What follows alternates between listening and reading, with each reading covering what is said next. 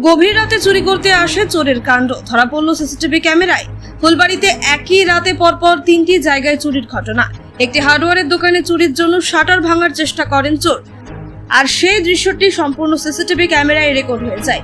এরপর যদিও সেই দোকানের পাশে আরো 2 জায়গা থেকে 2টি সামগ্রী চুরি করে চম্পট দেয় চোরের দল।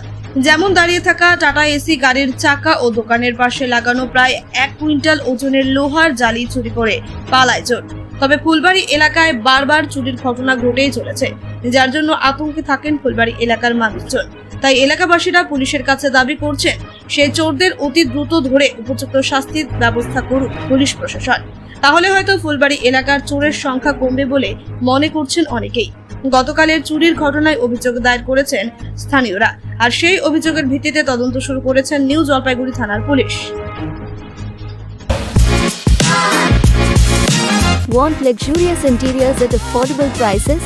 Get your dream home interiors at Swerve Sport Group. Book your free site visit today.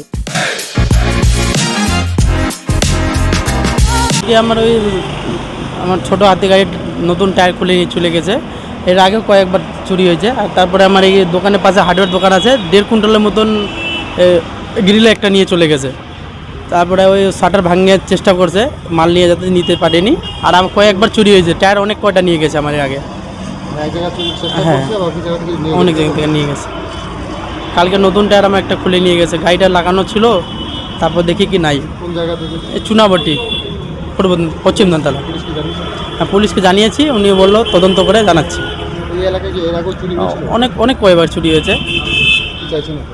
চাচ্ছি কি প্রশাসন দেখুক, একটু চুরি না হোক।